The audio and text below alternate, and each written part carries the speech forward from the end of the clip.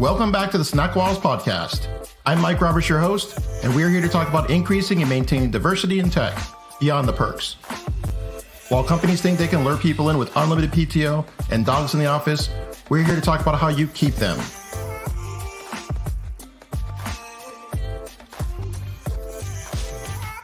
All right, I'm going to throw it over to our special guest today. In a few sentences, can you tell us who you are and what it is that you do? Hello, everybody. My name is Jonathan Swindell. I am the lead developer at HBCU Hub. HBCU Hub is the world's first app that connects high school students to admissions recruiters at different HBCUs. I started the app while I was at my dorm room at Grambling State University, and our mission is to build technology that closes the opportunity gap. Grambling, those are the Tigers, right?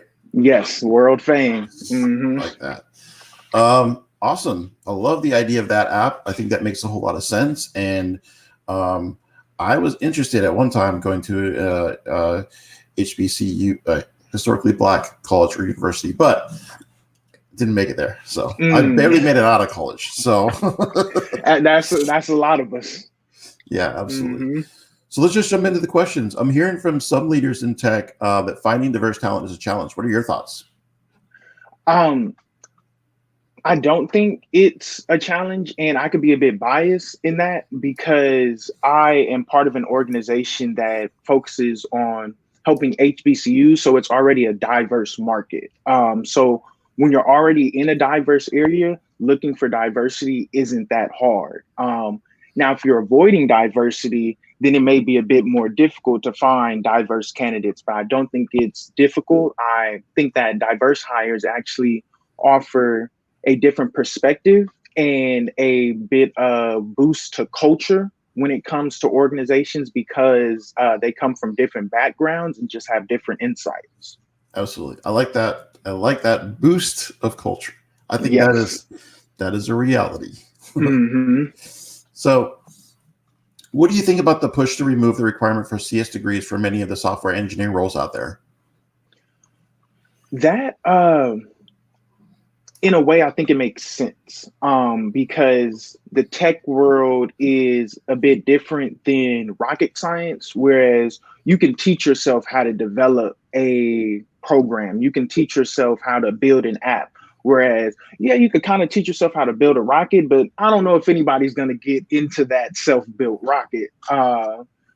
So I think we've seen history has actually showed us patterns that a CS degree isn't necessarily needed to have success in technology. You see that from Bill Gates to Steve Jobs to the countless number of people who have foregone their degree, but have still built tech conglomerates that are successful to this day. Yeah, absolutely. And I think sometimes people will, and I say this often, I don't think it's a binary choice. Sometimes people will think it's a binary choice. Like you either are self-taught or you go through a boot camp or you get a CS degree. But it can be both, right? You can go and get a job at a great software company, and then they might have tuition reimbursement, and you could go through and you get your degree, do degree completion, right? So I just think that narrative is false, but I like what your point was in that it is exceedingly difficult to point out why it's a must-have for some of these jobs where you can see examples of people that clearly have been successful without that CS degree. So absolutely. So what do you think about the apprenticeship pattern? Do you think that would work for tech roles? I think it would work, and in a way that's similar to a internship, but you're shadowing this one particular person. I will be the first to say that my internship at IBM really shaped me as a leader within tech. And part of that was because we had things such as wild duck meetings where we would meet our managers and they would just say, what's the craziest idea you have? And Mike, when I tell you the craziest ideas, we would say stuff such as, flying cars that never need to refuel. And they would write that down and actually put that somewhat into action. Just a side note about IBM, they're actually in the past 25 years, they have the most patents filed each year. So talking about apprenticeships and environment, I think that is very important, especially in the tech world, because what you don't know, you don't know. And you don't know it until you've ran into a situation where you realize, hey, I don't know this. I need to learn some more information. And I think having an apprenticeship, having an internship allows you that environment to fail because tech is a lot of trial and error. Absolutely. And to be successful, you're going to have to make a lot of attempts, right? Mm-hmm. And it's really about perfecting over time and not necessarily having like, a known pattern that you're just following and you're just kind of like using the same pattern over and over again. This is like sometimes really, really brand new, novel, innovative solutions. Right. You just got to be good at that, good at coming up with stuff that is going to generally most of the time fail. It's right. Only takes that one success though that everything's game changing after that. So what advice would you share to companies that are looking to retain? So let's say they do a good job of getting some diverse staff. How do you retain diverse staff? What I would say in regards to advice for retaining the staff is creating a culture that allows creative problem solving. A lot of the time, especially with your Fortune 500 companies, the higher you get up the Fortune list, it seems as though the more strict outside the box thinking becomes. And if you're looking to retain diverse hires, you have to allow them the space to self-express. That's one of the most greatest things about our culture and our people is that the world does not move without Black creativity. So I think it's very important that a organization offers that environment to induce creativity, especially if you want to retain this particular hire. You have to make them know that their decisions within this problem solving process is appreciated and it's also wanted. We want your feedback. We want you to challenge the status quo because that's what's going to push us forward as an organization. Absolutely. The key to innovation, right, is like listening to folks and letting them bring their whole self, right? And like letting that manifest new ideas, new ways of thinking, everything along those lines. Love it. So who's someone like yourself that you would like to acknowledge as a leader and maybe a good possible guest on a podcast like this? Someone I would have to like to acknowledge is Dr. Teresa Price. She's actually the CEO of the National College Resource Foundation and the founder of the Black College Expo. She took me underneath her wing when we were really young. I'm 25 now. She took me underneath her wing when I was 21. So still just young and naive, making dumb business decisions. But she has done a great example in showing me how to build an organization, how to make sure you have the right structures in place, playing on your strengths as a CEO, not necessarily trying to build up your weaknesses, but rather just hiring on your weaknesses. Our organization wouldn't be where we are today if it wasn't for the help of the Black College Expo. Nice. All right. So Dr. Price is on the radar. Yes. and I'll definitely put you in contact with her. Yeah, that would be awesome. So where can we find out more information about your company? It's a great time for any shameless plugs that you have. So what do you got going on? So people can find us on Instagram. Our Instagram name is at HBCU Hub. We have a Twitter as well, and that's also at HBCU Hub.